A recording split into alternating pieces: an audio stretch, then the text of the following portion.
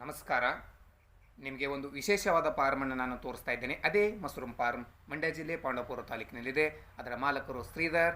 ಯಾರಾದರೂ ಹೊಸದಾಗಿ mushroom form ಮಾಡಬೇಕಂದ್ರೆ ಆ ಫಾರ್ಮಿಗೆ ನೀವು ವಿಸಿಟ್ ಕೊಡಬೇಕು. ಕಡಿಮೆ ಬಜೆಟ್ನಲ್ಲಿ ಉತ್ತಮ ಆದಾಯನ ಪಡಿತಾ ಇದ್ದಾರೆ. ಒಳ್ಳೆ ಯುವ ಉತ್ಸುಕರು, ಬೇರೆಯವರಿಗೆ ಕಲಿಸಬೇಕಂತ ಆಸಕ್ತಿ ಅವರಲ್ಲಿದೆ. ಈಗ ಅವರ ಫಾರ್ಮನ್ನು ನಾವು ನೋಡೋಣ, ಬನ್ನಿ. ನಾನು ಶ್ರೀಧರ್ ಅಂತ, ಬನ್ನಗಡಿ ಗ್ರಾಮ, ಪಾಂಡವಪುರ ತಾಲೂಕು, ಮಂಡ್ಯ ಡಿಸ್ಟಿಕ್ಕು. ನಾವಿಲ್ಲಿ ಅಣಬೆ ಫಾರಮು ಬೇಸಾಯ ಮಾಡ್ತಾಯಿದ್ವಿ. ನಮ್ಮ ಹಿನ್ನೆಲೆ ಬಂದು ನಮ್ಮ ತಂದೆ ತಾಯಿ ವ್ಯವಸಾಯ ಮಾಡಿದವರು. ನಮ್ಮ ಅಣ್ಣ ಅವರು ಪ್ರೈವೇಟಲ್ಲಿ ವರ್ಕ್ ಮಾಡ್ತಿದ್ರು. ಈಗ ಇದರಲ್ಲಿ ಅಣಬೆ ಬೇಸಾಯಕ್ಕೆ ತೊಡಗಿಸ್ಕೊಂಡಿದ್ದಾರೆ.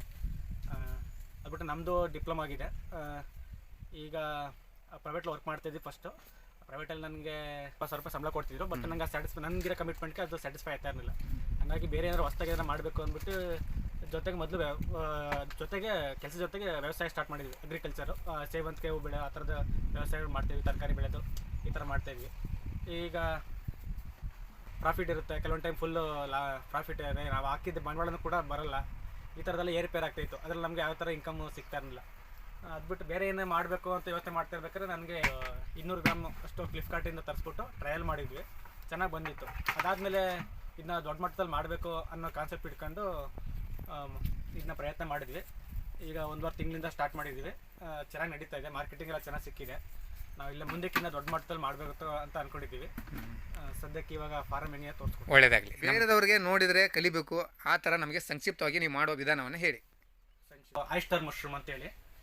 ಈ ಆಯಿಸ್ಟರ್ ಮಶ್ರೂಮ್ಗೆ ನಮಗೆ ರಾ ಮೆಟೀರಿಯಲ್ ಬಂದು ಭತ್ತದ ಹುಲ್ಲು, ಮತ್ತು ಸ್ಪಾನು, ಅದು ಬಿಟ್ಟರೆ ಪಿ ಕವರ್ ಅಂತ ಬರುತ್ತೆ. ಅದು ಬಿಟ್ಟರೆ ಸ್ಯಾನಿಟೈಸರ್ ಎಲ್ಲ ಬೇಕು. ಸರ್ಜಿಕಲ್ ಕಾಟನ್ ಬೇಕು. ಅದು ಬಿಟ್ಟರೆ ಅದು ಬ್ಯಾಂಡಿಂಗ್ ಹಾಕೋಕ್ಕೆ ರಬ್ಬರ್ಗಳು ಬೇಕು. ಈಗ ನಾವು ಈಗ ಸ್ಟಾರ್ಟಿಂಗ್ ಏನು ಮಾಡ್ತೀವಿ ಅಂದರೆ ಭತ್ತದ ಹುಲ್ಲನ್ನ 2 ಇಂಚು ಉದ್ದ ಕಟ್ ಮಾಡಿಕೊಂಡು ಅದನ್ನ ಸ್ಟೆರಿಲೈಸ್ ಮಾಡೋಕ್ಕೆ 3 ಮೆಥಡ್ ಇದೆ. ಸ್ಟೆರಿಲೈಸೇಷನ್ ಫಸ್ಟ್ ಮೆಥಡ್ ಬಂದು ಬಾಯ್ಲಿಂಗ್ ಮೆಥಡು, ಎರಡನೇದು ಬಂದು ಸ್ಟೀಮಿಂಗ್ ಮೆಥಡು, ಮತ್ತು ಮೂರನೇದು ಬಂದು ಕೆಮಿಕಲ್ ಮೆಥಡು. ನಾವು ಮಾಡ್ತಿರೋದು ಬಂದು ಬಾಯ್ಲಿಂಗ್ ಮೆಥಡು. ಸದ್ಯಕ್ಕೆ ನಮ್ಮ ಹತ್ರ ಇವಾಗ ಸ್ಟಾರ್ಟ್ ಮಾಡಿರೋದ್ರಿಂದ ನಾವು ಹುಲ್ಲನ್ನ ಕಟ್ ಮಾಡ್ತಿಲ್ಲ. ಡೈರೆಕ್ಟ್ ಹಂಗೇನೆ, ಅಂದರೆ ಮಿಷಿನರಿ ಪಿಂಡಿ ಸುತ್ತಿರುತ್ತೆ ಕಟ್ ಮಾಡಿರೋಂಥದ್ದು. ಅದನ್ನ ತರ ನಾವು ಬಳಸ್ಕೊತಾ ಇದ್ದೀವಿ. ಹುಲ್ಲು ಕಟ್ ಮಾಡ್ದೇ ಕೂಡ ನಾವು ಬಾಯ್ಲಿಂಗ್ ಸಿಸ್ಟಮಲ್ಲಿ ಮಾಡ್ತಾಯಿದ್ದೀವಿ ಸದ್ಯಕ್ಕೆ.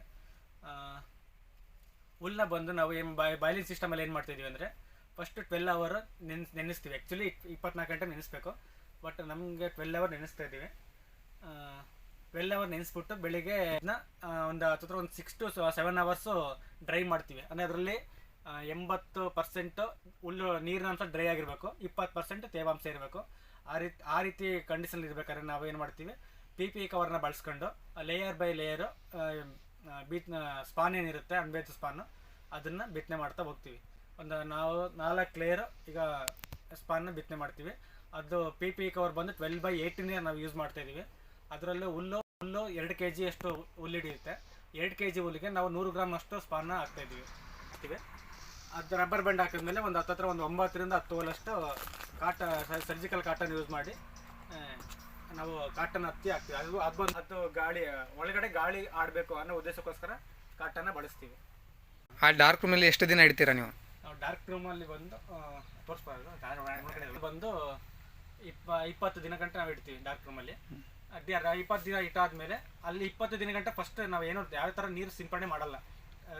ಜಸ್ಟ್ ಒಂದು ಬಿಲೋ 28 ಡಿಗ್ರಿಲಿ ಇಟ್ಟಿರ್ತೀವಿ. ಅದನ್ನ ಸ್ಟೋರ್ ಮಾಡಿರ್ತೀವಿ. ಹ್ಯುಮಿಡಿಟಿ ಎಷ್ಟಿರ್ಬೇಕಲ್ಲಿ? ಹ್ಯುಮಿಡಿಟಿ ಅದು ಕೂಡ 80 ಇದ್ರೆ ಒಳ್ಳೇದು. 80 ಎಬೋ ಇರಬೇಕು. ಆಮೇಲೆ ನಾವು ಇಲ್ಲಿ ಇಡ್ತೀವಿ.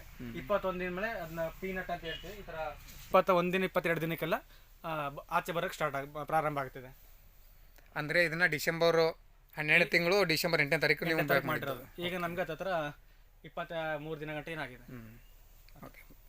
ಈಗ ನೀವು ಇಟ್ಟ ಮೇಲೆ ಎಷ್ಟು ದಿನಕ್ಕೆ ಇದು ಒಂದೇ ಕಟಿಂಗ್ ಬರ್ತದೆ ನಿಮ್ಮದು? ಫಸ್ಟ್ ಮೊದಲನೇ ಕಟಿಂಗು 20 ದಿನಕ್ಕೆ ನಾವು ಇಲ್ಲಿ ಇಟ್ಟರೆ ಅದತ್ರ ನಮಗೆ ಒಂದು 25 ದಿನ ಒಳಗಡೆ ನಮಗೆ ಹಾರ್ವೆಸ್ಟಿಂಗ್ ಸಿಗುತ್ತೆ. ಈಗ ಆಲ್ರೆಡಿ ಇದು ಬಂದಿರೋದು 25 ದಿನ ಆಗಿದೆ. ಸೊ ಇದು ನಮ್ಗೆ ಹಾರ್ವೆಸ್ಟಿಂಗ್ ರೆಡಿ ಇದೆ. ಈಗ ಇದು ವೆರೈಟಿ ಯಾವ್ದು ಮಾಡ್ತಾ ಇದ್ದೀರಿ ಈಗ ನೀವು? ಇದರಲ್ಲಿ ಬಂದು 4 ಥರ ವೆರೈಟಿ ಇದೆ. ಒಂದು ವೈಟು, ಮತ್ತು ಗ್ರೇ, ಪಿಂಕು ಮತ್ತು ಯೆಲ್ಲೋ. ಅದು ಬಿಟ್ಟರೆ ಬ್ಲ್ಯಾಕ್ ಕೂಡ ಇದೆ. ಈ ಥರ ಇದೆ. ನಾವು ಮಾಡೋದು ಗ್ರೇ ಆಯಿಸ್ಟರ್ ಮಶ್ರೂಮ್ನ ಮಾಡ್ತಾ ಇದ್ದೀವಿ. ಮಾರ್ಕೆಟಿಂಗ್ ಯಾವ ಥರ ಮಾಡ್ತಾ ಇದ್ದಾರೆ? ಕೆಲವು ಜನರಿಗೆ ಮಾರ್ಕೆಟಿಂಗ್ ಅಂದರೆ ಭಯ. ಯಾವ ಥರ ಕಂಡುಕೊಂಡಿದ್ದಾರೆ ಮಾರ್ಕೆಟು? ನಮ್ಮದು ಮಾರ್ಕೆಟಿಂಗ್ ಬಂದು ಮೈಸೂರಲ್ಲಿ ತರಕಾರಿ ಮಾರ್ತಾರಲ್ಲ ಡೀಲರ್ಗಳು, ಅವ್ರ ಹತ್ರ ನಾವು ಮಾತಾಡಿದ್ವಿ. ಸೊ ಅವರು ನಮಗೆ ಅವ್ರ ಹತ್ರ ಸದ್ಯಕ್ಕೆ ಆಗ್ತಾಯಿದ್ದೀವಿ. ಬಟ್ ಡೈಲಿ ನಮ್ಗೆ ಪ್ರೆಸೆಂಟ್ ಒಂದು 5 kg ಸಿಗ್ತಾ ಇದೆ. ಅವ್ರ ಕೆಪಾಸಿಟಿ ಒಂದು 30 kg ಕೊಟ್ಟರು ಕೂಡ ತಗೊಳ್ತಾರೆ. ಬಟ್ ನಮಗೆ ಸಡನ್ನಾಗಿ ಸಿಗಲ್ಲ ಅಂದರೆ ನಾವೇ ಡೈರೆಕ್ಟ್ ಹೋಗಿ ತರಕಾರಿ ಅಂಗಡಿಗಳು ಎಲ್ಲೆಲ್ಲಿ ಅಪ್ಕಮ್ಸ್ ಅಥವಾ ಈ ಥರದ್ದು ಏನಾರು ಇರುತ್ತೆ ಆ ಥರ ನಾವೇ ಹೋಗಿ ಅವ್ರನ್ನ ಅಪ್ರೋಚ್ ಮಾಡಿ ಅದ್ರ ಬಗ್ಗೆ ಮಾಹಿತಿ ಕೊಟ್ಟು ಬೇಕಾದ್ರೆ ಮಾರ್ಕೆಟಿಂಗ್ ಮಾಡಿಸ್ಬೋದು. ಅಂದರೆ ನೇರ ಮಾರ್ಕೆಟ್ಗೆ ಒಳ್ಳೆಯದು. ನೀವು ನೇರ marketing in case starting level ನಮ್ಗೆ ಮಾರ್ಕೆಟಿಂಗ್ ಸಿಗ್ತಾ ಇಲ್ಲ ಅಂದರೆ ಅದನ್ನ ಮಾಡ್ಬೋದು. ನಿಮ್ಮ ಮುಂದಿನ ಗುರಿ ಉದ್ದೇಶ ಏನು? ಸದ್ಯಕ್ಕೆ ನಾವು ಮುಂದಿನ ದಿನ ನಮ್ಮ ಗ್ರಾಮದ ಇದರಲ್ಲಿ ಏನಿದೆ, ಯಾರು ಆಸಕ್ತಿ ನಾವು ಕೂಡ ಮಾಡಬೇಕು ಅಥವಾ ನಾವು ಇದರಲ್ಲಿ ಮುಂದುವರಿಬೇಕು ಅಂತ ಯಾರು ಆಸಕ್ತಿಯಿಂದ ಬರ್ತಾರೆ ಅಂಥವ್ರಿಗೆ ನಾವು ಪ್ರೋತ್ಸಾಹ ಕೊಟ್ಕೊಂಡು ಟ್ರೈನಿಂಗ್ ಅವ್ರ ಬಗ್ಗೆ ಅವ್ರಿಗೆ ನಾವು ಟ್ರೈನಿಂಗ್ ಎಲ್ಲ ಕೊಟ್ಟು ಮಾಡಿಸೋವಂಥ ಕಾರ್ಯಕ್ರಮ ಮುಂದಕ್ಕೆ ಪ್ಲ್ಯಾನ್ ಮಾಡ್ಕೊಂಡಿದ್ದೀನಿ. ಇವಾಗ ಮಾಡಿ 2 ತಿಂಗಳಾಯಿತು. ನಿಮಗೆ ಸದ್ಯಕ್ಕೆ ಎಷ್ಟು ತಿಂಗಳಿಗೆ ಬರ್ತಾ ಇದೆ ಇನ್ಕಮ್ಮು? ನನಗೆ ಸದ್ಯಕ್ಕೆ ಈಗ ಒಂದು 10,000 ಗಂಟೆ ಸಿಗ್ತಾ ಇದೆ. ಒಂದು ಟಾರ್ಗೆಟ್ ಅಂತ ಇಟ್ಕೋತೀರಿ, ತಿಂಗಳಿಗೆ ಎಷ್ಟು ಬರ್ಬೇಕಂತೇಳಿ ನೀವು ಕೆಲಸ ಮಾಡ್ತೀರಿ? ಸದ್ಯಕ್ಕೆ ನಾವು ತಿಂಗಳಿಗೆ ಒಂದು 50,000 ರಿಂದ 70,000 ಗಂಟೆ ನಾವು ಪ್ರಾಫಿಟೇ ತೆಗಿಬೇಕು ಅಂತ ಅಂದ್ಕೊಂಡಿದ್ದೀವಿ. ಓಕೆ, ಆಗಲಿ. ನೀವು ಮಾಡೋ ಕೆಲಸ ಒಳ್ಳೆಯದಾಗಲಿ, ನೀವು ಸಕ್ಸಸ್ ಕಾಣಲಿ, ಬೇರೆದವ್ರಿಗೆ ನೀವು ಮಾದರಿ ಆಗಲಿ. ನೀವು ಎಜುಕೇಷನ್ ಮಾಡಿಬಿಟ್ಟಿದ್ದು ಮಾಡ್ತಾರೆ. ಒಂದು ಮಾತು ಇಷ್ಟು ಹೇಳ್ತೀನಿ ನಾನು, ಯಾರು ಕಲಿತು ಈ ಅಗ್ರಿಕಲ್ಚರ್ ಮಾಡ್ತಾರೋ ಅವರು ಬೇರೆಯವರಿಗೆ ಮಾದರಿ ಆಗ್ತಾರೆ. ಅಂತಹ ನಿಟ್ಟಿನಲ್ಲಿ ನೀವೊಬ್ಬರು ಮುಂದೊಂದಿನ ನೀವೊಬ್ಬರು ಮಾದರಿ ವ್ಯಕ್ತಿ ಆಗ್ತೀರ ಅನ್ನೋದು ಖಂಡಿತವಾಗಿ ನಾವು ಹೇಳ್ತೀವಿ. ನಿಮ್ಮ ಕುಟುಂಬಕ್ಕೆ ನಿಮಗೆ ಒಳ್ಳೆಯದಾಗಲಿ. ಧನ್ಯವಾದಗಳು.